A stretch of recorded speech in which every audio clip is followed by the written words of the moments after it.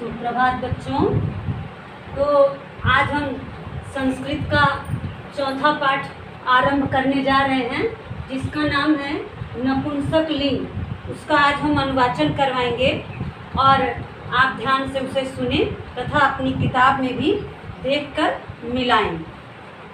और जो शब्द आपको नहीं आ रहे हैं, जिनका अर्थ आपको समझ में नहीं आया है, उसको राउंड कर लीजिए और बाद में आप सब उसको पूछ सकते हैं। तो सर्वप्रथम तो हम ये जानेंगे कि नपुंसक लिंग कहते किसको। हमने आपको आरंभ में ही बता दिया है कि संस्कृत में 3 लिंग होते हैं, स्त्रीलिंग, पुल्लिंग और नपुंसक लिंग। तो पुल्लिंग और स्त्रीलिंग के बारे में आपने पढ़ लिया कि जो पुरुष जाति का बोध कराते हैं वो पुल्लिंग शब्द कहलाते हैं, जो स्त्री जाति का बोध कराते हैं वो स्त्री शब्द कहलाते हैं, और वो शब्द जो ना स्त्रीलिंग में है ना पुल्लिंग में है वो नपुंसक लिंग कहलाते हैं। जैसे किसी वस्तु के नाम हैं, पुस्तक है, मेज है, कुर्सी है, पंखा है, कलम है, ये बोर्ड है, ये सारे शब्द जो हैं वो नपुंसक लिंग के अंतर्गत आते हैं। तो आज हम यही आपको बताएंगे, जिसमें इसमें भी एक वचन, दो वचन और बहुवचन, यानी नपुंसक लिंग के तीनों वचन, एक, दो और बहुत सारा। तो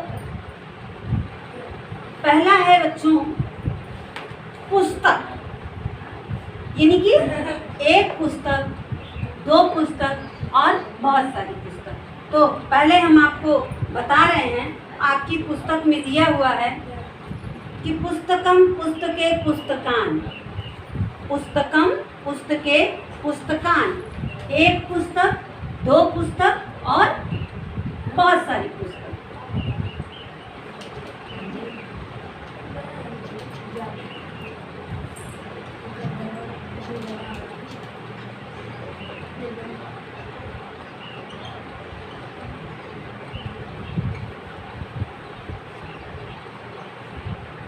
तो बच्चों ये आपके समझ में आ गया होगा कि यह एक वचन है पुस्तकम, दो वचन है पुस्तके और बहुवचन है पुस्तकान। यानी एक पुस्तक,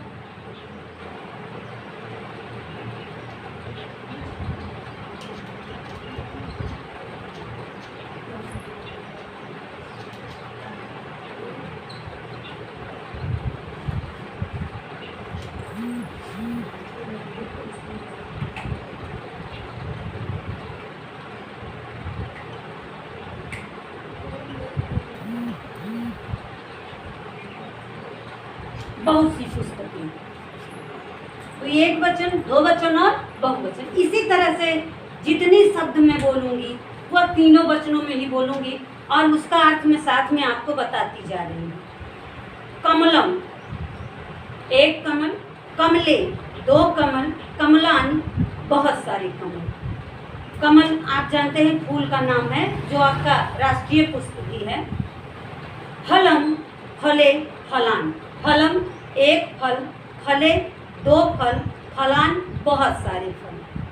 पत्रम एक पत्ता, पत्रे दो पत्ते, पत्राणी बहुत सारे पत्ते। विमानम एक हवाई जहाज, विमाने दो हवाई जहाज, विमानान बहुत सारी हवाई जहाज। आम्रम एक आम, आम्रे दो आम, आम्राणी बहुत सारे आम। पुष्पम एक फूल, पुष्पे दो फूल, पुष्पाणी बहुत सारे फूल। वस्त्रम एक कपड़ा, वस्त्रे दो कपड़ा, वस्त्राणी बहुत सारे कपड़े। नेत्रम एक आँख, नेत्रे दोनों आँख, नेत्राणी बहुत सारी आँख। मुखम एक मुख, मुखे दो मुख, मुखान बहुत सारे मुख। गृहम एक घर, गृहे दो घर, गृहाण बहुत सारे घर। तो बच्चों अभी मैंने आपको बताया था कि जो ना स्त्रीलिंग में है ना पुल्लिंग में है वे शब्द नपुंसक लिंग कहलाते हैं। तो यहाँ से देखिए, वस्तुओं या किसी उसका नाम है तो वो क्या है, नपुंसक लिंग है। चित्रम एक चित्र, चित्रे दो चित्र, चित्राणी बहुत सारे चित्र।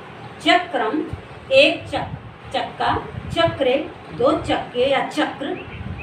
चक्राणी, बहुत सारे चक्के या चक्र। छात्रम, छत्रम, छत्रम, छात्र मीन्स छात्र हो जाएगा जो पढ़ने वाली लड़की होती है। छत्रम मीन्स छाता।